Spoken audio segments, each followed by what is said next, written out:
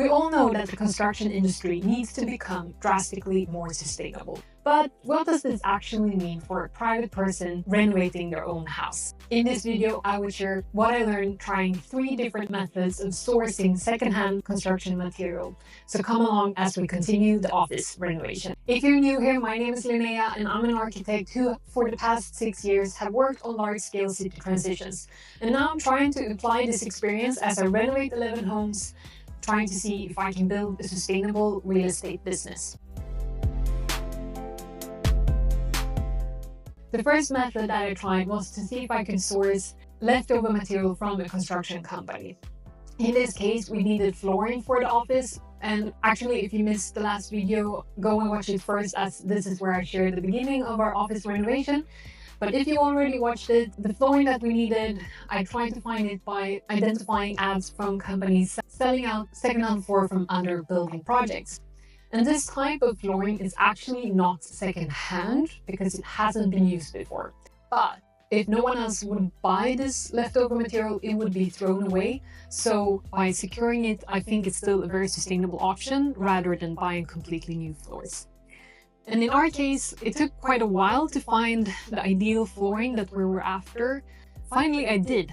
I found perfect solid hardwood oak floor that I absolutely loved, and it was just around the corner to pick up. So me and my husband, we went to this construction company, we picked up all the floor, it went super smoothly, they were so nice to us, and we came home with the floor and started to install it. It didn't take long until we realized the pile of flooring that we had bought were 2 different kinds, and they're very, very similar. And I genuinely don't think that the construction company even realized that there were 2 different types of flooring in this pile, because the pile had been sitting in their storage for 3 years, and I think they just genuinely forgot. And if you look at the labels, they all seem the same, except for one little number that was different. It could seem trivial, but the look and the performance of the floor was very different. So we started to get very frustrated, and after many hours trying to find a way to use this flooring still, we made a hard decision that, okay, we need to sell it. So we put the 2/3 that was this ship decking, as it's called, out on the market again, and we decided to install the rest of the flooring in the office and eventually also in our bedroom. So the install continued. And we realized that this was also not a good idea.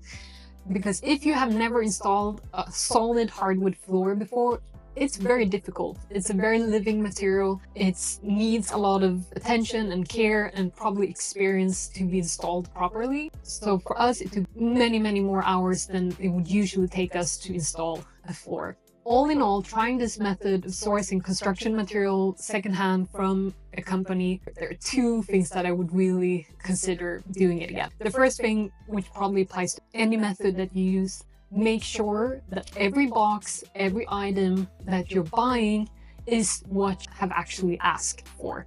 Because once you bought it, it's very hard to return or make changes. The second thing, which is more specifically for a construction company, make sure that the material that you're using is a type of material that you don't need to be a professional to install. Because looking back, I think if you want to install this solid hardwood flooring, it's probably better if it's a professional doing it, who has long experience and knows what is important to think about and what is less important. Those are 2 takeaways. I would still go back and source secondhand from construction companies. It's something I've done before with much greater luck than this time. So let's move on to the second method. And at this point, all the floor was installed in the office and it was time to start building our wardrobes. We wanted to create this built-in solution and we were going to use IKEA PAX wardrobes as a base. And this time we tried a method that I think probably most of you watching have already tried, which is essentially using Marketplace.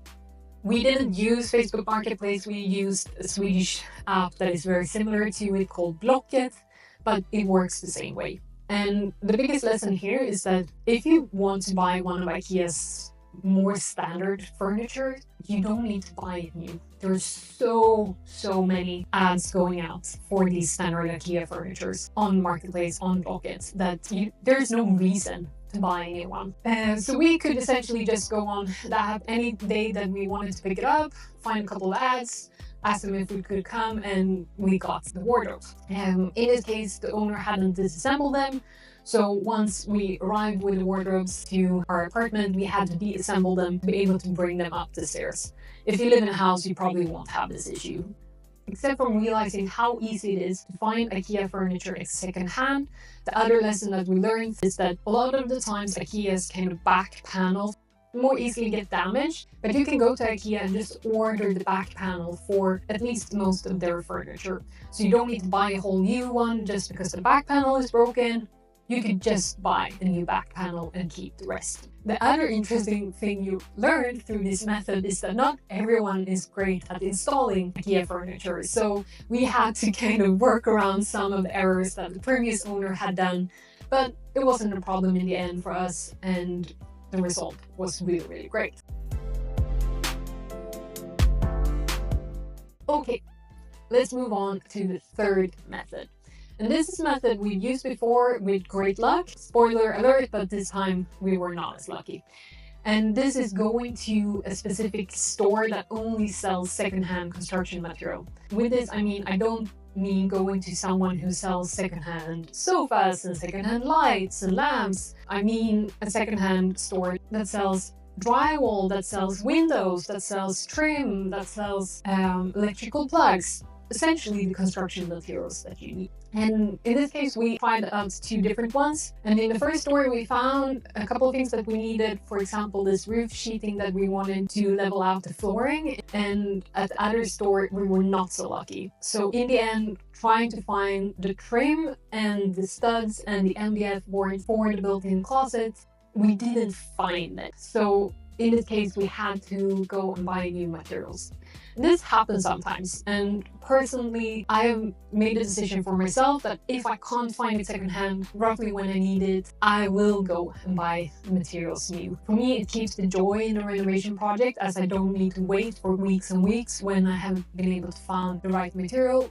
However, I always try to plan way ahead, so I start to look and start to source materials that I will need in maybe 2-3 months' time. So that's probably the overall lesson in terms of going to these secondhand construction stores. You need to plan ahead and always be looking for what you will need a couple of months' time. So to conclude, I will definitely keep on using all 3 of these methods to try to source secondhand construction material. Sometimes you're not successful, and I try to be fine with that, but by having different strategies, I find it easier to be able to find the materials that I need. And with all of these materials sourced, I can now show you that we have installed the floors, we have finished the wardrobe, and we're finally ready for decorating this space, putting all the furniture in and making it the dream office that we have been longing for. So if you are as excited as I am about that step, make sure you subscribe to my channel so that you don't miss the next episode, where I hopefully will be able to show you the final reveal. And if you've enjoyed today's episode and learned something new, please give the video a thumbs up, and I see you in the next one.